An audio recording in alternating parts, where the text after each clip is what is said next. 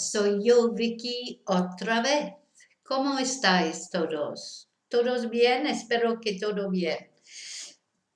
Ok, en el video de hoy, in today's video, vamos a repasar el abecedario. We're going to have another look at the alphabet. Basically, because the video I originally did about the alphabet quite a long time ago, and I think I've got a little bit better at doing videos now, so I'm replacing it with a new video. But also, if you're not a beginner, don't switch off yet. Do you still remember the alphabet? It's very important to be able to spell your name, your address, etc. And quite often, if we don't use the alphabet for a long time, we forget sometimes the basics, as even when we become more advanced in Spanish. Now, the alphabet is explained with practice, etc. in my Break the Language Barrier Level 1 book. Right at the beginning, it's the first thing we do when we start, when you start my course of Spanish. It's fundamental, and you may have done it a long time ago, but do you remember it? So it's always worth a little practice. Okay, so what I'm going to do is read the letters, how we pronounce them in Spanish, and then a word to see how we pronounce them in words. I'm combining the two. So really, it's more or less the first couple of pages of Break the Language Barrier Level 1. Okay, you ready? So, not a, So it's very important that you print, the vowels are so important. I mean, the good thing about Spanish is it's phonetic. So once you learn the pronunciation of the letters, it's always the same. It's not like English where you're listening to all different words that letters can be pronounced differently. But because of that, it's important that we pronounce them correctly, especially the vowels. These are the things that people get wrong the most. It's always never ever pronounced any differently. And the example word we've got there is anoche, which is last night. Okay? Anoche. Okay, then we've got B or be. Again, always be. It's never pronounced any differently. It's a nice, easy sound, a B sound, just like it is in English. And the example word we've got is banco. So, be, banco. Then we come to our first complicated letter. So, the letter C in Spanish, there are two ways you can pronounce it because it depends if you're in Spain or South America or which part of Spain you're in. But basically, the accepted pronunciation in Castellano, which is Spanish, if you like, is fe. It's lisped. Yeah, but in South America and in a lot of parts of Spain, they don't do the lisp, so they go se. So either fe or se is correct, either of those two. Don't let anyone tell you that this pronunciation is correct and that isn't. Pronunciation varies, and there is no, there's like an accepted pronunciation, but there's variants on it all over Spain, just as there is in the UK. So it's not that one's right and one's wrong, it's just one's accepted and the other one isn't. So you choose the one that's easier for you, fe or se. Now, one thing I've noticed is if any of you are watching from Irlanda, from Ireland, sometimes the fe is difficult for Irish people to say. Forget it. Don't turn it, don't be scared of it, if you like. Do se instead.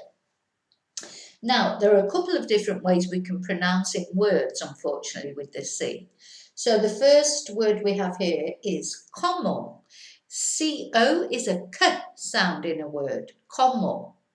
But then we've got C-I, and that is a th sound, or again a s sound. If you can't do the th, just do s, just not kine. Can't be kine. It's either thine or cine.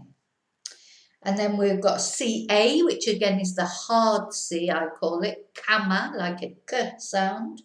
Then we've got CE, which is back to the soft or lisp sound or the S sound, cedo.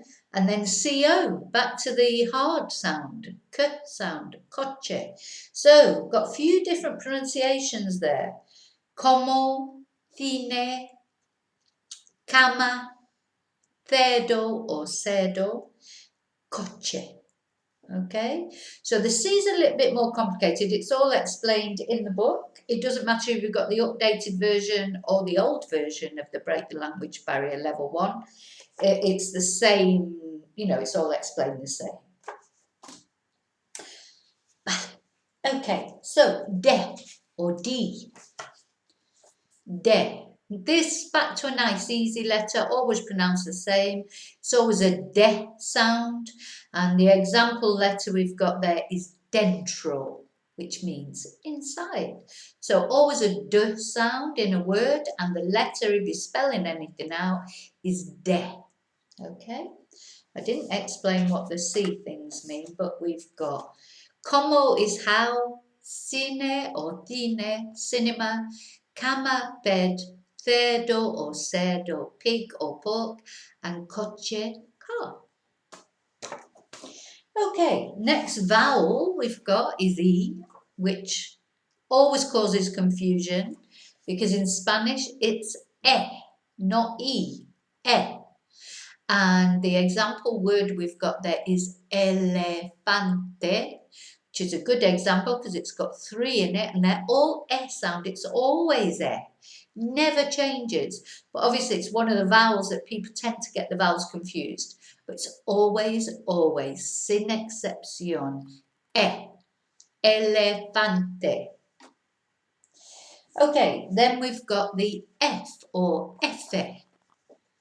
Again, nice easy sound.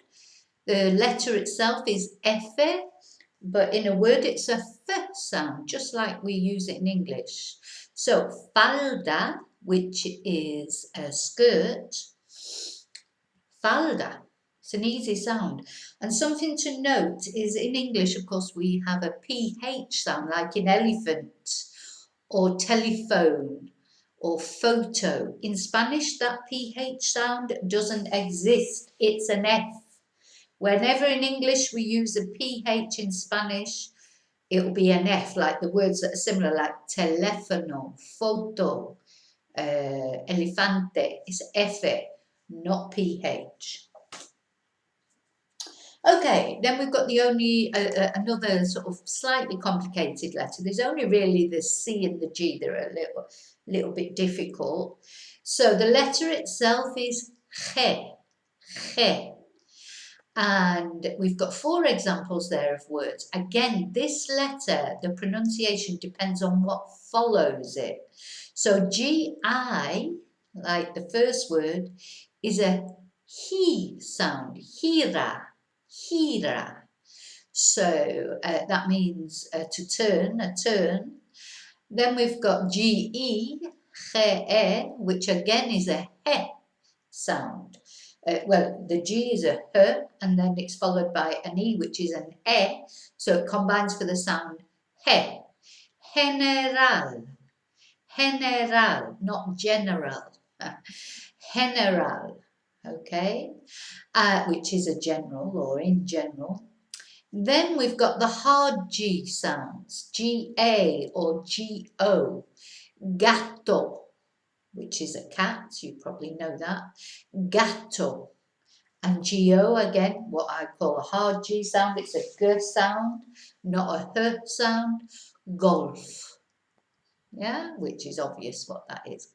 So we've got gira, general, gato, golf.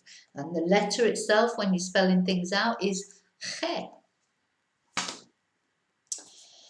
Then we've got nice easy sound to pronounce, letter to pronounce, because we don't pronounce it. So this is H, is the letter if you were spelling something out. But we never pronounce the H in Spanish, so we just go to the next letter. Hotel, yeah, never pronounced. So no pronunciamos la H nunca. Okay? Then we've got our next vowel. These are the things, as I said, I should have kept the vowels. I will have have a special look at the vowels at the end, because they are always tricky, and you'll see why when we compare them at the end, but you probably realise as we go along. So in English this is an I, but of course in Spanish it's an E. Inglés, always E sound, never any different. So we have to remember that I is E in Spanish. Inglés. Okay, and as I say at the end, I will go through the vowels just to compare them for you. Then we've got the J, well, the letter is J. J. If you've got a J in your name, or if you're having to spell anything with a J, you'll say J. And the example is jamón, which is ham. It's probably where the H sound came from for English, or the other way around. Who knows what came first? But see how it's a H sound, not a J, not jamón. No, jamón. Vale? Then we've got the K or K. This is a nice easy letter. It's a K sound, just like in English. Kilo, kilo, fácil, yeah, facilísimo. Then we've got the L or L. Now remember in Spanish there are two letters that sort of have got L's in them. So we've got the single L, that is L, L. And it's just a L sound, just like it is in English. Limón, limón, a lemon, easy. Where it gets a little bit tricky is when we have the double L, and instead of L, this is L-Y, L-Y. And the word that I've used as an example there, because it gives us a Y sound. Paella, paella. Or, again, depending on accent, you may hear this double L. I always pronounce it as a Y. I think in this area, it's more or less a Y sound. Paella, silla, etc. In South America and in some parts of Spain, they do call it an LG, and they will say paella. So it's more of a ja sound. Paella, silla. But what you mustn't say is paella or silla, you know. So either ya or ja is fine. Vale? Okay, then we've got the M or the emme. That's a nice straightforward sound. The letter is emme. The sound is m, just like it is in English. Madre, mother. Yeah, madre. So it's always a m sound. Easy. Then we've got the N without the accents. Enne. Again, it's a n sound. Negro. Yeah, no. So that's quite easy. Enne negro. Where it gets a little bit more complicated is the Nye. When you see the N with the tilde, with the accent over the top, gives it a different sound when you pronounce it, because instead of being an Enne, it's an Enye, or Nj, I suppose. Mañana. Mañana. So remember, it gives it a sound as if there's a Y in there. Instead of manana, mañana. Vale? Like when we say onion. Yeah, there's no Y in there, but it sounds as if there's a Y in there. Onion. Yeah, that's the sound that you're looking for to pronounce. And by the way, mañana means morning or tomorrow. It's got a dual meaning. Another vowel, we've got the letter O, which in Spanish is oh, oh, always, otro, vale, which means another or other. So we always pronounce O as an O, and I'll look at that again when we go through the vowels at the end. Then we've got the P or pe, again, straightforward letter, it's a P sound. Pan, bread, vale, pe, pan. Then we've got the Q, which in Spanish is Q. So not Q, Q. And we always have a U with a Q, just like we do in English, but it's a completely different sound. So in English, of course, a QU is like a qu sound, like queen or quick, or quirk. But in Spanish, it's like a K sound. So it's not queso, no, queso, queso, which means cheese.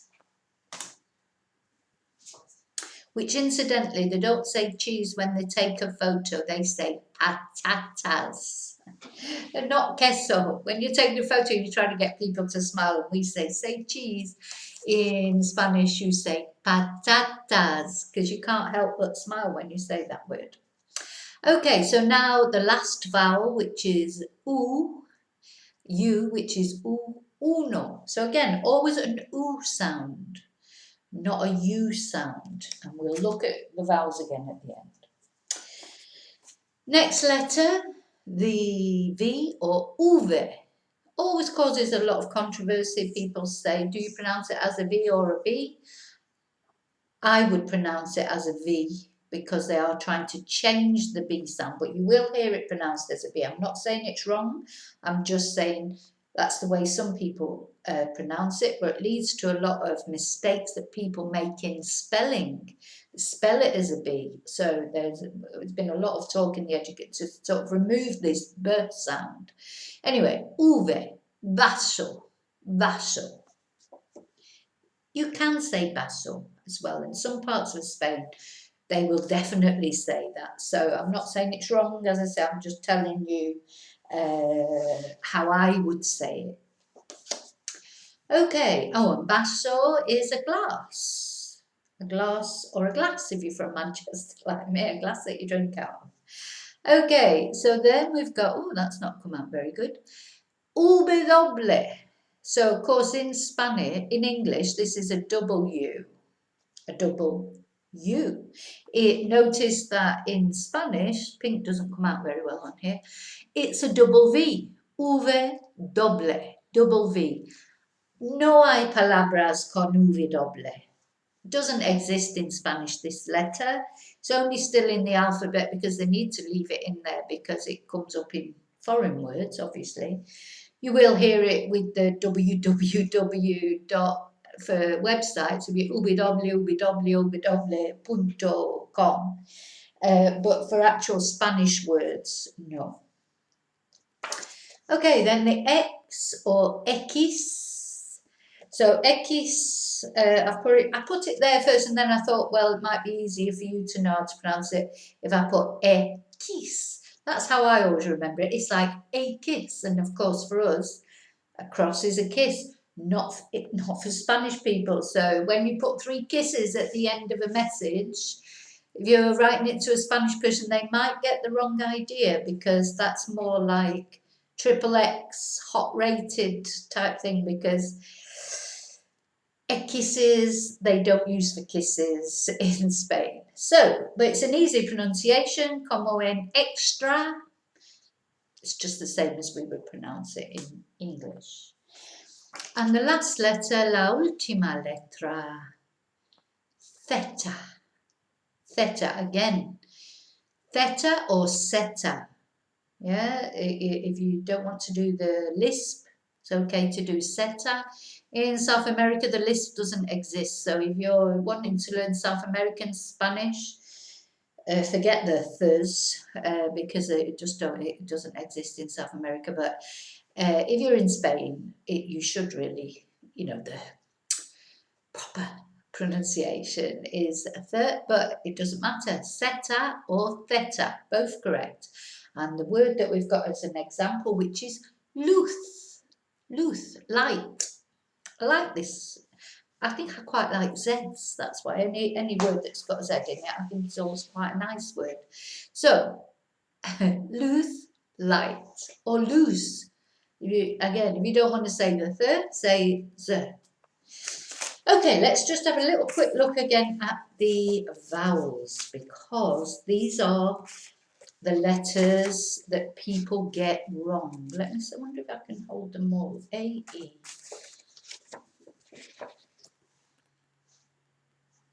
Probably can't get them all up, I don't know. I don't. Okay, so let's go through them individually. So we've got A, E,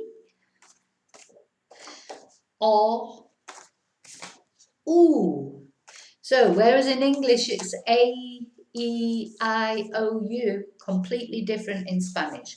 A, E, I, O, U. So they definitely need practicing. Vale, ya está. Gracias por mirar.